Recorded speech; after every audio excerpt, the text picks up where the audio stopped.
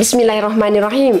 Hai, Assalamualaikum. Welcome back to Cengkeh Channel. Terima kasih aku ucapkan kepada semua kerana sentiasa memberi support untuk channel ni. Akak juga ingin ucapkan jutaan terima kasih kepada yang sentiasa follow rapat dengan akak punya konten-konten, menonton daripada awal sampai habis. Ada yang belanja iklan pula tu. Terima kasih tau korang. Akak doakan agar kita semua dipermudahkan segala urusan, dilimpah ruahkan rezeki, diberikan kesihatan yang baik dan dipanjangkan umur, insyaAllah, amin ya rabbal alamin. Hari ini akak akan kongsikan dua kisah seram, di mana kisah seram ni mengenai hantu galah. Kalau korang nak dengar story pada akak ni, jom bersama dengan akak. Bismillahirrahmanirrahim. Qul a'udhu birabbin nas, malikin nas, ilahin nas, min syarril waswasil khannas, الذي يوسوس في صدور الناس من الجنة والناس.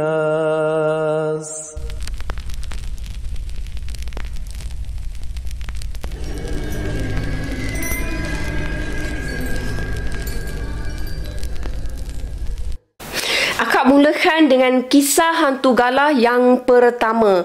Tapi akak bukan nak ceritakan tentang orang yang diganggu dengan hantu galah tau. Tapi akak nak ceritakan perihal sebersedikit tentang hantu galah. Jom korang dengar. Korang tahu tak hantu galah ni berasal dari apa? Kata orang-orang tua lah, ia berasal dari Upeh Pinang. Ya ke korang? Tapi kan korang, orang tua-tua zaman dahulu dia percaya tau, kerana hantu galah ni sangat tinggi. Kalau nak tengok sampai ke atas, kena dongak kepala sampai habis lah, sampai mahu patah urat leher tau. Dah nama hantu galah, of course lah kan, tinggi menggalah lah dia kan. Macam itulah kononnya dibayangkan ketinggian hantu galah ni tinggi sangat korang. Tapi mengapa hantu galah dikatakan berasal dari pokok pinang dan bukannya dari pokok galah? Pada zaman sekarang ni tak ramai orang berpeluang melihat hantu galah dengan mata kepala sendiri. Kampung-kampung memang dah terang korang, hantu galah nak stay kat mana? Dah jadi terang benderang dah semua. Orang bandar sekarang ni kebanyakannya lebih hantu dari hantu yang betul. Akak tak kata semua tahu, tapi dia tulis macam tu.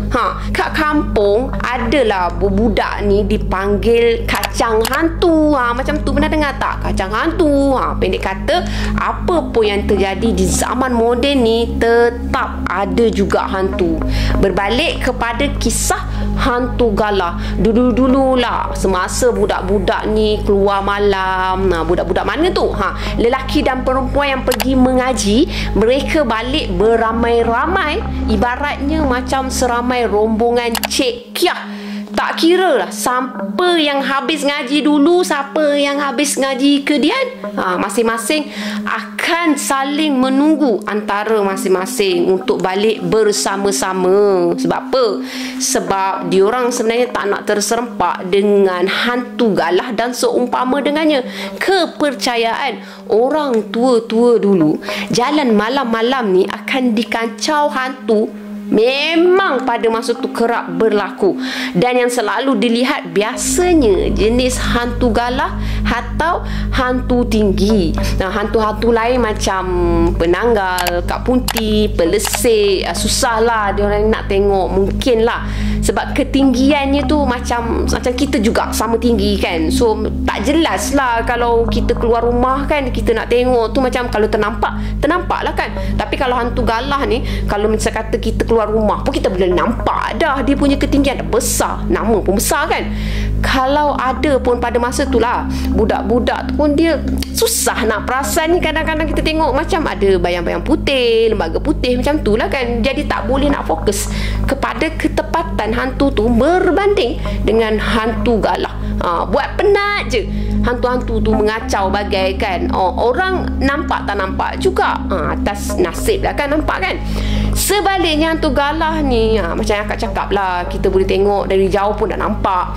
Ada kisah baru-baru ni tau, budak dari sebuah kampung di Lipis Pahang, ada yang nampak hantu balik dari terawih. Nampak hantu balik terawih. Silap tu korang. Mereka balik dari terawih, mereka nampak hantu. Macam tu lah. Sampai demam. Nak raya pun mereka stay juga demam. Dari cerita-cerita yang biasa didengar, hantu galah ni dia berdiri tau dekat tengah-tengah jalan. Okey, rombongan budak-budak tu pula hanya ada 2 jalan. Maksudnya bukanlah jalan ke kiri ke kanan, tak ada. Dia ada 2 cara je. Sama ada cabut ataupun lari sekuat-kuat hati. Lalu je bawah kelangkang hantu galah tu. Bukan ke cabut lari sama je. Tak apalah. Biasanya mereka ni, budak-budak ni akan berhenti bila dah terasa hantu galah tu dah jauh, dia orang ni tinggalkan tau. Maksudnya macam ni lah, lari sekuat-kuat hati, sepenuh hati dia orang. Lepas tu dia orang stay, berhenti tengok dah tak ada, berhentilah kan. So hantu galah ni, kalau dikatakan lah, kalau dia melangkah, kaki dia boleh melepasi bumbung rumah. Logik kan? Sebab akak pernah cerita tau, akak pernah dapat satu cerita daripada seorang subscriber ni. Dia pernah ceritakan kisah benar di mana hantu galah ni boleh duduk tau. Rumah 2 tingkat, tapi hantu galah tu dia boleh duduk, boleh menampakkan kaki dia terjuntai tau. So memang of course lah, hantu galah ni memang golongan besar, golongan yang tinggi. Boleh dikatakan hantu galah ni boleh menyeberangi sungai yang lebar macam Sungai Perak dan juga gunung tinggi macam Banjaran Titiwangsa. Itu kata orang lah kan. So akak tak boleh lah nak katakan betul atau tak. Okey, pendekar dan pahlawan-pahlawan Melayu pula, kalau kena kacau dengan hantu galah ni tengah-tengah jalan kan, so dia orang tak lari. Sebaliknya, orang yang gagah macam ni, dia akan berpaut tau kuat-kuat pada hantu galah tu. Hantu galah ni bila rasa ada orang berpaut pada kaki dia, dia pun apa lagi, dia hayun-hayunkan kaki dia setinggi-tingginya. Dia hayun, dia tak selesa kan. Semasa hantu galah tu hayun kaki dia dengan sangat tinggi, orang yang berpaut pada kaki dia kononnya boleh melihat gunung ganang, lautan, sungai dan bumbung rumah sayup-sayup dari atas awan. Boleh tengok macam tu. Betul ke korang? Tujuan pendekar Melayu berpaut pada kaki hantu galah sebab nak cabut bulu roma hantu galah ni. First time akak tahu. Ni first time serius akak tahu bahawasanya hantu galah ni ada bulu roma rupanya. Bulu roma kaki. Kaki galah ni dia hanya akan dilepaskan bila bulu roma tu dapat dicabut. Macam tu lah. Dikatakan bulu roma hantu galah ni bentuk dia hitam, panjang macam nau. Lepas tu keras. Ia boleh dijadikan azimat atau mungkinlah ada kelebihan tertentu kot pada orang-orang yang mana tahulah pasal perihal bulu roma kaki hantu galah ni. Tapi kita ni sebagai orang Islam, sebaik-baiknya tempat yang terbaik untuk kita rujuk adalah pada orang yang lebih mahir perihal tersebut. Maksudnya kalau sesuatu itu boleh meletakkan kita untuk jatuh syirik kurafat, kita jangan buat tau. So akak sekadar menyampaikan penulisan. InsyaAllah ada kalanya macam contohlah daun bidara kan, itu sunnah Rasulullah, itu kita boleh pakai. Macam tu lah ibaratkan.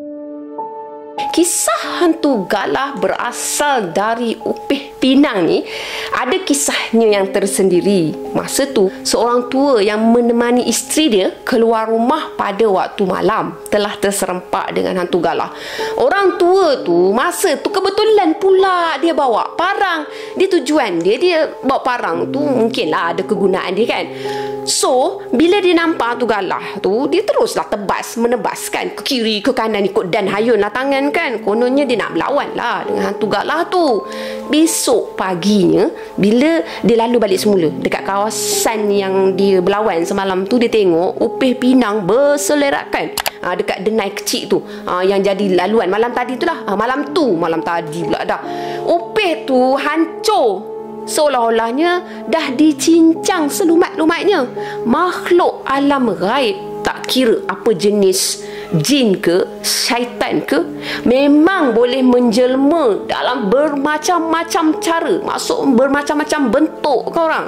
Agaknya masa orang tua tu melibas parang dia tu, hantu galah ni disebabkan tinggi dia tak sempat kot nak mencapai upih di pucuk pokok pinang. Dia tulis macam tu lah. Dijadikan perisai melawan parang orang tua tu. Jadi yang dilibas orang tua tu ialah upih. Hantu galah yang tergolong makhluk gaib, manalah boleh dilibas korang. Selalu kan kita tengok kan, kalau hantu-hantu ni kan, kita macam orang kata macam halimunan, kita boleh tembusi. Tahu, bila kita pergi kita boleh tembusi, macam tu lah. Selalu juga kan kita dengar cerita hantu ni yang macam bayang tu kan boleh menembusi dinding. Of course lah, hantu galah ni boleh ke ditebas korang? Macam tu lah, kita antara boleh percaya atau tak. Kita tak tahu sejauh mana kebenaran dia. Jadi tak tumbuh tak melata. Tinggi-tinggi hantu galah ni, dia tetap makhluk ciptaan Allah. Jadi hantu galah tu of course lah, pada akak rasa dah kan, dia bukannya macam kita ada badan yang orang kata ada jasad macam tu kan. So untuk menebas dia tu agak mustahil. Itu akak lah, pada korang akak tak sure. Jadi korang, apa yang akak sampaikan kat sini sekadar untuk pengetahuan. Sekiranya ia agak bercanggah, akak minta maaf. So kita anggap ia sebagai satu hiburan lah. Kita buka, oh hiburan, oh macam ni, oh macam ni, macam tu lah kan. Selesai untuk kisah yang pertama.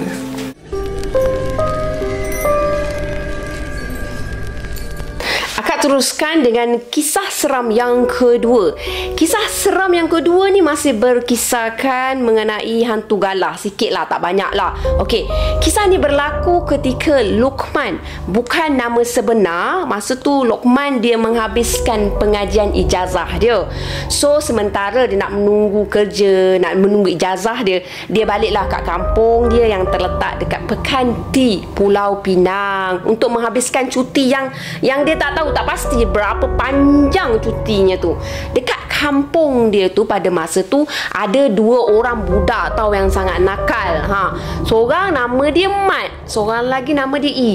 Kedua-dua mereka ketika tu masih di darjah 6 sekolah rendah. Budak berdua yang berjiran ni suka merayau waktu malam. Time malam lah, time mereka berdua ni seronok keluar berjalan-jalan tau. Mak ayah mereka ni selalu pening kepala. Aduh, sebab mereka bukannya apa risau, takutlah kan perkara yang buruk berlaku ke atas anak-anak mereka. Orang tua mana yang tak risau korang? Kawasan kampung pula, merayap berdua pula, malam membawa sampai ke tengah malam pula. Jadi Luqman ni dia pernah tanya kepada kedua budak tu, tak takut ke selalu keluar malam? Manalah tahu kok jumpa hantu jembalang ke, jembalang tanah ke, cik punti ke, macam tu lah. Mereka pun jawab tak takut. Sebab kata mereka lah kan, dia tak takut pun dengan semua tu kan. Nak takut apa? Kalau jumpa hantu, kami buat ulam je, kata I sambil disahut dengan ketawa besar Mat. Oi, dia punya confident level tu tak boleh nak bincang. Dia punya berani tu memang boleh score A, tak?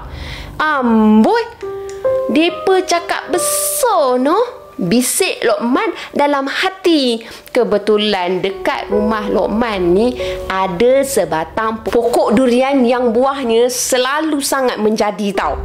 Walaupun cuma sebatang pokok je, tapi setiap kali tiba musim durian, jenuh jugalah diorang ni nak makan durian. Bukan je keluarga dia, malah kadang-kadang ayah dia lah sampai pernah buat kenduri pulut durian untuk semua jiran sekampung. Begitulah banyaknya buah durian yang dihasilkan oleh pokok tersebut. Satu hari malam Jumaat, Man dengan I ni dia keluar malam macam biasalah. Masa tu Luqman dia tengah kutip buah durian yang tengah luruh lepas waktu maghrib kan.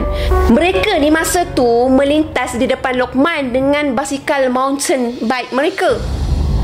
Jaga-jaga keluar malam. Malam ni malam Jumaat, Luqman dia cuba nak takut-takutkan kepada budak diorang ni kan. Dia bukannya apa, tak syok lah keluar malam. Jadi dilarang, tak nak dengar. So dia cubalah takut-takutkan. Tapi itulah, budak-budak tu nak risau pun, nak takut apa, dia on juga, jalan juga. Malam apa pun sama je. Kalau jumpa hantu, kami nak masukkan hantu-hantu tu dalam botol. Kami jual boleh jadi kaya. Sambut Mat sambil gelak besar. Lepas mengutip beberapa biji durian yang luruh, Luqman dia masuk semula ke dalam rumah. Dalam hati dia ni, dia masih teringat tahu 2 orang budak nakal tu. Betul ke mereka ni tak takut hantu? Kalau malam ni hantu muncul, macam mana? Agak-agak kan macam mana keadaan mereka berdua tu? Kira-kira pukul 10.30 malam, Luqman dia keluar rumah, nak suluh buah durian. Dia bagi tahu pada adik dia macam tu lah. Adik dia ni nama dia Noh tau. Dia cakap macam tu lah, abang nak keluar pergi suluh durian, kata dia. Kira-kira pukul 11 malam, masa tu mak dengan ayah dia dengan adik-adik Luqman ni dah bersiap-siap nak masuk tidur. Mereka terkejut besar bila mereka mendengar suara budak-budak tu menjerit di luar rumah. Suara jeritan budak-budak tu sangat kuat. Mujur jugalah tinggal di rumah kampung yang jarak setiap rumah tu lebih dari 10 meter je. Kalau tinggal di rumah teres mesti terkejut satu taman tau dengan suara jeritan sekuat macam tu. Tiba-tiba pula hantu, tolong, hantu. Terdengar jeritan diikuti dengan bunyi ketukan kuat bertalu-talu dekat pintu rumah Luqman. Ayah Luqman pun cepat-cepatlah pergi buka pintu. Masa tu dia tengok Mat dengan I dah berada dekat depan pintu dalam keadaan terketar-ketar. Kedua-dua mereka tu terus bila pintu dah buka melompat masuk dalam rumah Luqman dengan wajah yang pucat lesi tau. Mat masa tu dia menggigit-gigit seluruh tubuh dia, tiba-tiba je jatuh atas lantai rumah Luqman ni. Pensan. Mat dah pensan dah. Pula dia tak mampu nak bercakap dah, terkelu dah. Kenapa gitu? Hanya tubuh badan dia je tak tahu dah nak sebut apa-apa dah. Tapi dia boleh ambil masa juga dalam keadaan terketar tu. Dia sebutlah hantu. Ulang-ulang kali benda yang sama tau. Peluh dingin membasahi wajah budak 2 orang tu. Dengan bantuan ayah Luqman, akhirnya Mat ni dia dapat dipulihkan daripada pensan. Dia dah sedar. Pula dia dah perlahan-lahan dah boleh bercakap elok semula lah. Tak adalah tadi terketar-ketar macam tu kan. Lepas tu ayah dia tanyalah, awak apa dah jadi hampa ni sampai jadi macam ni? Tanya ayah kepada Mat dengan I selepas melihat semangat kedua-dua budak tu dah beransur pulih. Ada hantu di perdu pokok durian tu. Terang I kepada ayah Luqman. Macam mana rupa hantu tu? Tanya lagi ayah Luqman. Hantu tu pakai telekong putih. Memang sama telekong putih. Hantu tu bongkok sikit, tangan dia pegang tongkat. Jawab Mat dalam keadaan terketar-ketar. Bukan hantu kot. Ayah Luqman cuba nak tenangkan mereka. Kot ada pakaian orang tersangkut kat pokok tu kot. Kamu berdua ni dah tersalah pandang ni. Macam tu lah kan kita nak pujuk budak. Macam tu lah kan. Hantu yang pakai telekong tu memang hantu. Pakcik. Dia masih cuba nak meyakinkan ayah Luqman dengan apa yang dilihatnya tu.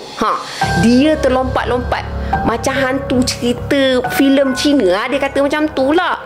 Hantu tu lompat-lompat macam hantu cerita filem Cina. Suara pula menghilang-hilang. Tak nak lah macam tu. Hantu telekong tu tinggi macam orang biasa je. Tapi dekat belakang hantu telekong tu ada satu lagi hantu. Hantu kedua tu tinggi sangat. Semua badan dia hitam legam. Mat dia menyampuk. Dia cuba menerangkan apa yang dah dilalui dia, apa yang dia nampak. Jadi dia nampak pada masa tu hantu galah dekat belakang pada hantu telekong. Okey. Lepas tu ayah dia tanya lagi, tinggi mana hantu tu, Mat? Tanya ayah Luqman macam tu. Dia nak confirm kan, nak pasti kan.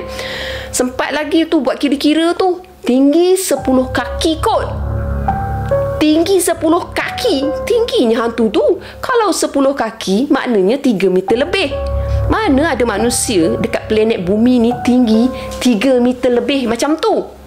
Sebenarnya korang, semua dialog antara Mat dengan E dengan ayah Luqman tu diceritakan semula kepada Luqman oleh adik perempuan dia, Sino tadi. Masa kejadian tu, Mat dengan E ni menyebu rumah Luqman ni. Kebetulan pula Luqman tu dia ada kat luar rumah. Dia baru selesai membuatkan satu operasi khas. Malam tu ayah Luqman dia terpaksa menghantar 2 orang budak tu balik ke rumah mak ayah masing-masing, sebab mereka sendiri dah tak berani nak balik bersendirian ke rumah sebab takut disergah hantu telekong dengan hantu tinggi, hantu galah tadi. Manalah tahu kan, kok muncul balik kan. Masa ayah dia dah keluar rumah nak hantar kedua-dua budak tu, Luqman masa tu lah dia masuk dalam rumah. Lepas tu kan, tiba-tiba adik si Luqman ni, No ni, dia terperasan tahu sesuatu. Luqman dia ada pegang sesuatu dekat tangan dia. Apa dalam plastik tu, Abang Cak? Adik dia tanya macam tu. Abang Cak pun jawab lah. Abang Cak Luqman tu lah, buah durian. Jawab Luqman cepat-cepat. Dia pun pergilah tuju ke dapur macam tu. Dia tak naklah rahsia dia bocor kan. Lepas tu No dia tak puas hati. Dia pergilah ekori Luqman sampai ke dapur. Tiba-tiba dia rampas beg plastik tu. Tak gaya macam durian pun. Lepas tu dia ambil lah.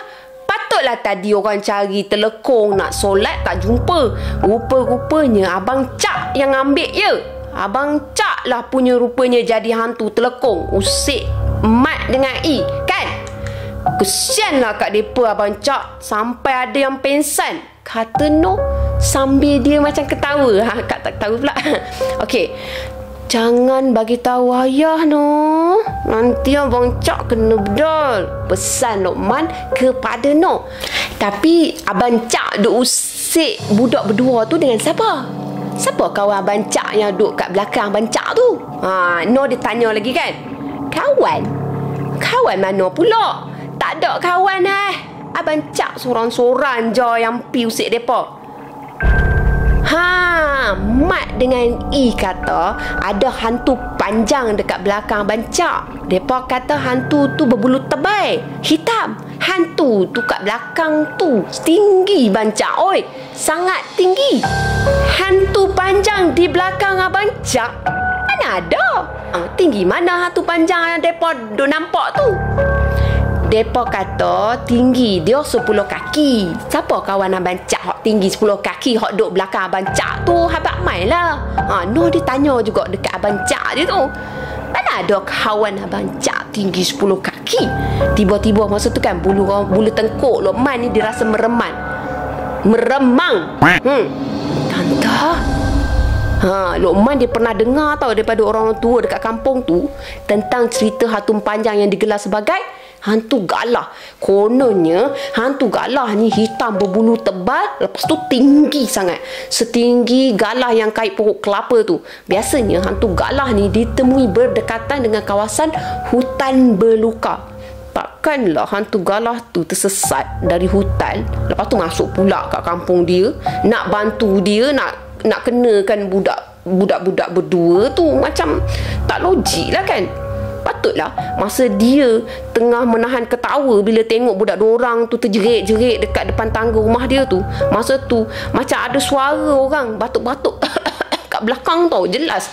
Rupanya memang ada sesuatu dekat belakang Luqman. Dia pula masa tu tak terfikir langsung, tak terfikir pula nak tengok suara tu milik siapa, suara siapa yang batuk kat belakang dia tu. Sebab masa tu dia tengah fokus ke arah budak dorang tu, dia nak tengok gelagat budak dorang tu. So dia memang tak alert lah pada bunyi batuk dekat belakang dia. Esoknya confirm heboh cerita satu kampung. Dekat bawah pokok durian dekat rumah Luqman ada hantu. Hantu pertama, hantu memakai telekong putih sambil terlompat-lompat. Hantu kedua pula hantu tinggi, hitam, berbulu. Akibat terkejut hantu pokok durian tu, Mat demam selama seminggu. Manakala dia macam lemah semangat, dia tak berani dah nak keluar malam. Lepas tu lah kan, Apapun, peristiwa tu membawa kesan baik kepada Mat dan E. Sebab selepas peristiwa tu, mereka berdua dah tak berani keluar malam lagi. Ia sangat mengembirakan kedua ibu bapa mereka. Dah tak risau kan?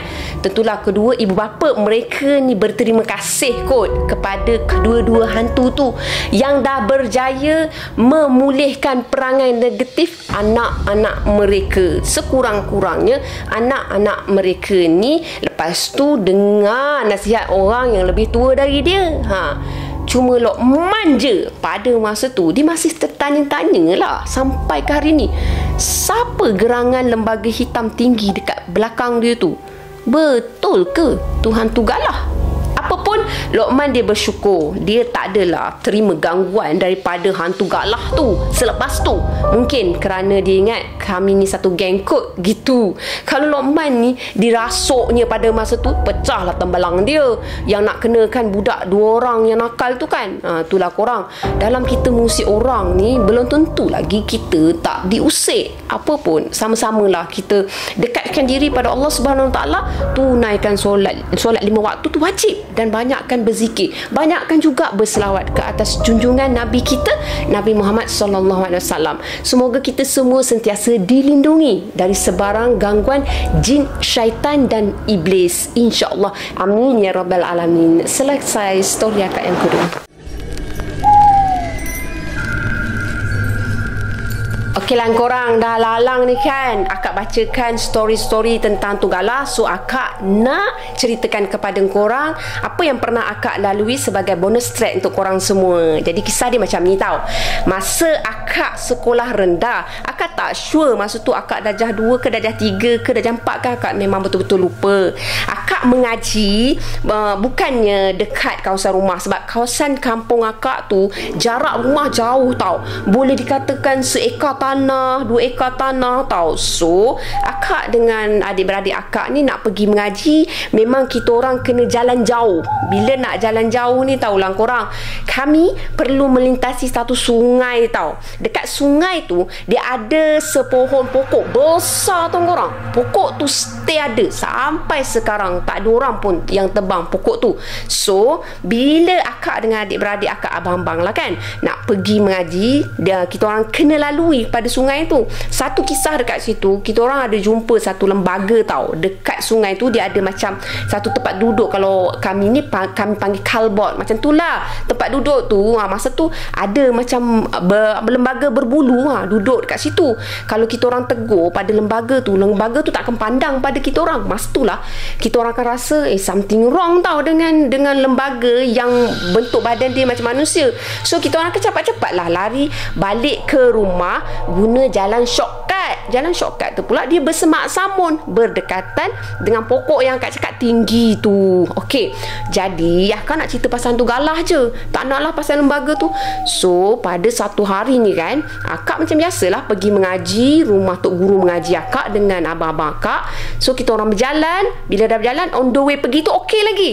Bila on the way balik, biasalah korang masa tu budak-budak kan, siap mengaji, kita orang takkan terus balik. Kita orang akan main dulu, tunggu dulu salah seorang kan dah cukup semua, barulah kita orang balik kan. So bila dah tunggu antara satu sama lain tu ambil masa lah. Bila ambil masa agak macam lebih kurang pukul 9, 10, tak adalah lewat sangat. Jadi kita orang berjalan-jalan biasa je, bergurau-gurau apa semua kan. Lepas tu adalah adik-beradik akak ni, akak tak ingat lah siapa, dia tunjukkan dekat pokok tu. Dia cakap, cuba mu tengok pokok tu. Kami orang Kelantan kan, cuba tengok pokok tu, pokok tinggi tu. Adik kita orang ni macam dia ni saja je nak nyakat ni, nak suruh tengok pokok. Apa ada kat pokok? Dalam fikiran kita orang mungkinlah kak punti ke apa kan, budak-budak kan. Macam kita orang tengok lah, tak ada apa, tak nampak pun, memang kita orang tak nampak. So kita orang pun stay juga berjalan, macam berjalan slow-slow je buat tak tahu. Tapi adik-beradik akak yang bagi tahu nampak tadi, disuruh tengok lagi. Cuba mu tengok betul-betul pokok tu, mu tengok molek pokok tu. Sebab ada kelainan tau pada struktur pokok tu. Kalau kita tengok batang pokok tu besar lah, sebab pokok dah tua, dah lama betul. Akak pindah masuk kat situ daripada kecil pun, pokok tu memang dah besar. So dia lagi tua lagi besar lah kan. So kita orang tengok lah apa yang berbeza dengan struktur pada dahan pokok, pada pokok tu. Hei korang, makin kita orang ni renungkan, tenungkan pada pokok tu. Rupanya adik-beradik akak yang nampak tu, dia dah tahu dah kat situ ada hantu galah tau. Kenapa kami bagi tahu itu hantu galah? Sebab yang kami nampak tu kaki dia memang bentuk kayu. Kaki dia bentuk kayu memanjang setinggi pokok tu. Bayangkan korang, pokok tu memang tinggi, setinggi-tinggi tu baru kaki. Belum lagi badan dia, belum lagi cecah kepala dia. Lepas tu makin kita orang mendongak. Betul lah akak ceritakan kisah yang pertama tadi. Nah, kalau nak tengok kena dongak sampai nak tercabut urat tengkuk kan.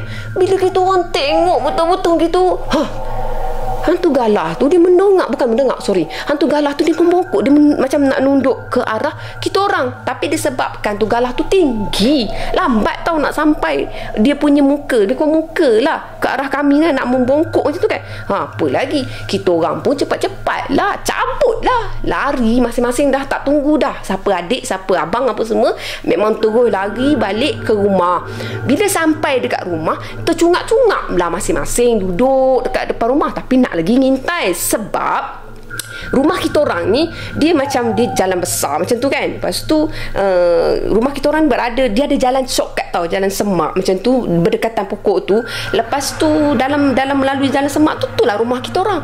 So kalau galah tu, hantu galah tu memang betul-betul hantu galah lah kan, kita orang stay boleh nampak hantu galah tu. Bila kita orang dah sampai rumah, kita orang stay tengok tau dekat pokok tu. Memang ada kelainan pada pokok tu dan hantu galah tu memang tinggi. Tapi dia tak menyeramkan pada kami. Sekadar kami tengok budak tengok macam tu, takut, lepas tu balik rumah macam tu. Tak adalah rasa hantu galah tu nanti dia nak buat apa nanti jadi macam mana kan. Bila dah nampak tu masing-masing tu masuk rumah, gedegang tutup pintu. Lepas tu kita orang stay diam dalam rumah sekejap macam tu. Lepas tu kita orang pun keluar balik semula, nak tengok balik semula, dah tak ada dah. Malah pada masa tu memang kita orang tak nampak lah, sebab malam kan.